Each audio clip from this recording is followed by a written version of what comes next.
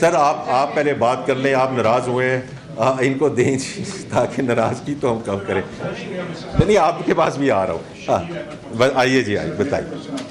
हाँ जी जी सर, आपका ये बंद है शायद, आप काइंडली देख। जी जी सर ये बताएं कि आपका राइट है, आपने बड़ी रोजी पिक्चर पेश की है, मैक्रो इकोनॉमिक नंबर्स दिए हैं, लेकिन फंडामेंटल जो नंबर्स हैं वो डाउन गए हैं। आपकी फॉरेन डायरेक्ट इन्वेस्टमेंट नहीं आई, ठीक, $2 बिलियन से $1.4 बिलियन पे आ रही है, और नंबर है। ठीक ठीक। एक्सपोर्ट्स आपकी कोई 5.5-6% नीचे गई हैं। अच्छा, इसके अलावा आपका जो है वो बाकी आप देखें कि मैक्रो इकोनॉमिक जो नंबर्स हैं वो नीचे गए हैं, और आप कह रहे हैं नहीं आप 2 का बताएं ना, बाकी भी बता दें।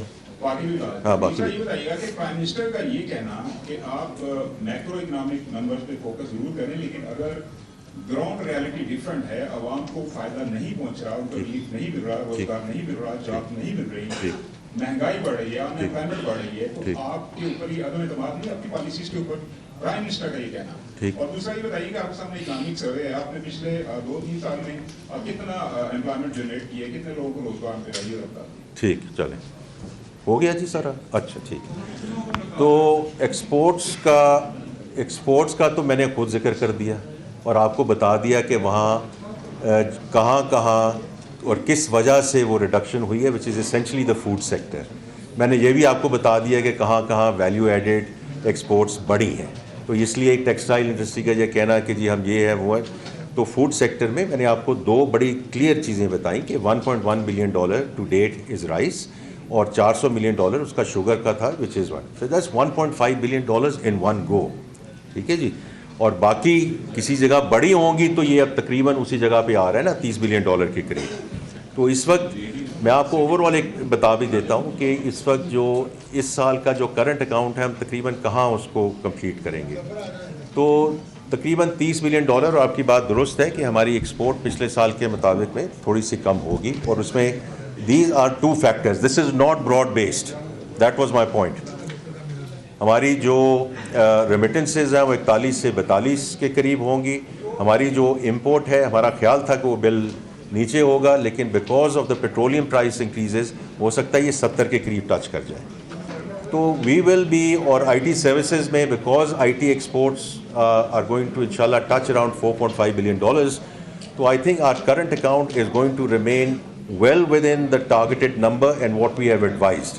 तो पहले 9 महीने में तो आपको पता है कि करंट अकाउंट सरप्लस में था, फिर अप्रैल में उसमें आया because of the petroleum prices which went up। तो एक तो आपकी ये बात है। दूसरा ये है कि आपकी बात, मैं एम्प्लॉयमेंट पे इसीलिए मैंने दोबारा उनके पास गया हूँ, उनकी बात दुरुस्त थी, आपने उसको दोहराया है कि जी एम्प्लॉयमेंट उस लिहाज से नहीं बढ़ी है। अगर प्राइम मिनिस्टर ने भी किया तो अच्छी बात है, खुद जो अगर हम बात कर लें, बजाय इससे कि आप तनकीद करें, हम कुछ चीज़ों को इदराक भी तो करना चाहिए ना कि हमें कौन सी चीज़ें हैं जो मुनासिब जा रही हैं, ठीक सिमत में जा रही हैं, what are the things that we want to work on. तो he is right in terms of what he has said, because it starts with acknowledgement. अगर आप कोई चीज़ एक्नॉलेज ही ना करें तो फिर उसके ऊपर आप आगे कैसे करेंगे। तो इसलिए हमें थोड़ा सा मौका दे दें मेरे भाई, कल हम बजट पेश करेंगे, उसमें हमारी कोशिश होगी कि some of the points that you have made, कि हम इंडस्ट्री को और बाकी जगहों को हम कैसे एक्सपोर्ट लेड डिस्कशन को हम कैसे हेल्प करें उसको बढ़ावा देने के लिए। तो परसों हमारी दोबारा बात हो जाएगी। हो सकता है आप कहेंगे मैं फिर भी मुतमईन नहीं हूँ, that is your prerogative and we respect that. जी आप इनके मैं बात सुनना चाहता हूँ जी, वे सारे मेरे भाई सारे कोई नाराज़ ना हो। हाँ जी, आप बताइए जी। ये थोड़ा सा जी इसको ऑन कर लीजिए।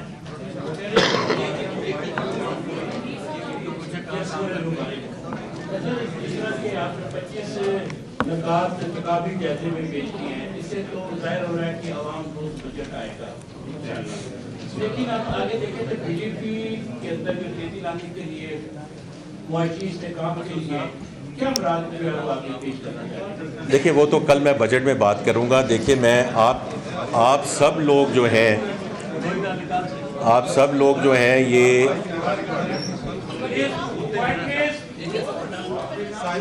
मैं जी अब आखिरी 5 मिनट हैं, अगर उसमें किसी और में हो। अच्छा नहीं देखें we have to go to the ladies. I will not go. We will not go without talking to them. एक मिनट सर, मैं इनका जवाब तो दे दूँ, मैं, मुझे अगर इजाज़त दे। आपने जो अभी जिक्र किया कल, ज़रा उसमें बजट आ लेने दें, बिकॉज आपने यही बात की ना ग्रोथ की। देखें, हमें ग्रोथ, हर एक को ग्रोथ चाहिए, और मैं बार बार ये कहता हूँ कि ये हमने 4 साल पहले भी एक्सपेरिमेंट किया था। ग्रोथ लाना बहुत, 3 महीने में, 4 महीने में जो आप ग्रोथ नंबर कहेंगे हम वहाँ पहुँच सकते हैं, ठीक है। You have to pump liquidity into the system. Import बढ़ेंगी आपकी, अभी भी जो आपकी इंपोर्ट कुछ बढ़ी हैं, एक तो पेट्रोलियम से बढ़ी हैं, दूसरा जो आपका LSM का इंक्रीज़ हुआ है। कुछ इंपोर्ट तो ऐसी हैं जो हो सकता है आप कहें से कंजम्पशन के लिए है।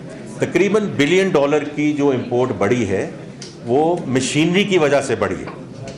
That is actually good news for Pakistan, क्योंकि अगर कोई मशीनरी मंगवा रहा है, whether is textile for any other manufacturing, तो उसने उसको कहीं खपत करना है, उसके बारे में उसने सोचा होगा कि मैंने एक्सपैंड अपनी फैक्ट्री को कैसे करना है, तो दैट्स गुड न्यूज़।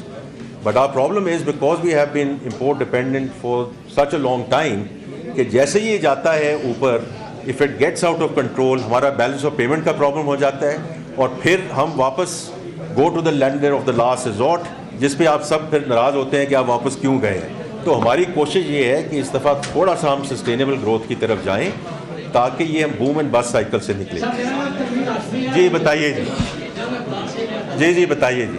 सर, ये क्वेश्चन है कि आपने 2 साल से राइट साइकिलिंग के ऊपर काम किया है। ठीक कह रहे हैं। तो राइट साइकिलिंग के हवाले से जो आपने गाड़ी भी बंद की है, उसमें कितनी सेविंग हुई है 2 साल में, और इस साल कितनी हुई है?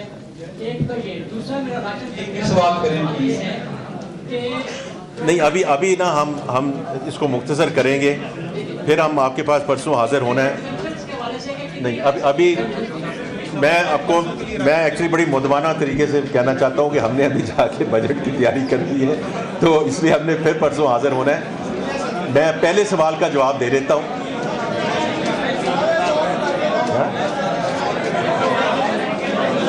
डन।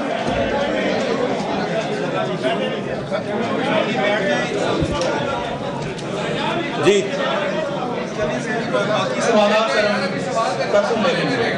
आपका ये था कि हमने 3 इदारों को जो बंद किया है, उसमें पास्को है, उसमें यूटिलिटी सर्विसेज कॉरपोरेशन है, उसमें PWD, ये 3 इदारे बंद हुए हैं।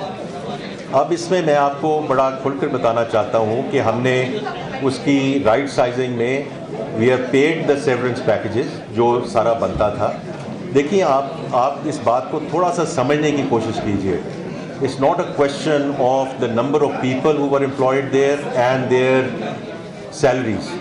That, quite frankly, is a very small portion. असल इशू हमारा ये रहा है, और यूटिलिटी सर्विस कॉर्पोरेशन को आप उठा लें कि जो हम सब्सिडीज देते हैं, subsidies go into billions, and those billions are siphoned off in corruption. That is the real cost to the exchequer. ये समझने वाली बात है कि हम ये क्यों बंद करते जा रहे हैं और क्यों हम डिजिटल उसको आगे ले जा रहे हैं डिस्बर्समेंट में एक्सेट्रा। देखिए जी, 1-2 और सवाल। बाकी के दोस्तों के हम परसों इंशाल्लाह I will note it down all and we would accommodate him on. आप बोलते ही बोलिए। जी बताइए।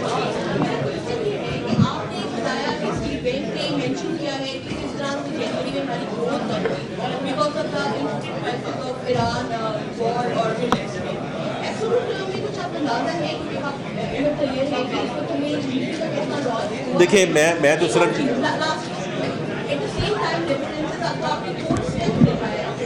नहीं, सेकंड का क्या है?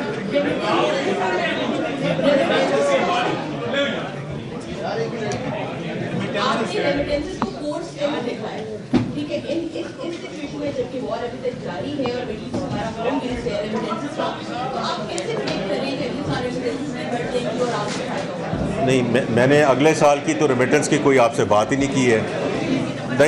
नहीं, मैंने तो इस साल की बात की है कि कहाँ we expect to close the remittances which will be anywhere between $41 to $42 billion हो सकता है।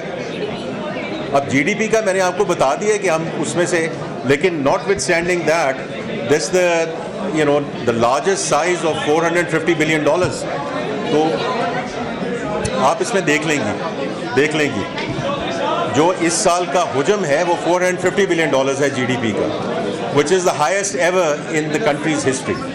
आपका जी बहुत शुक्रिया जी।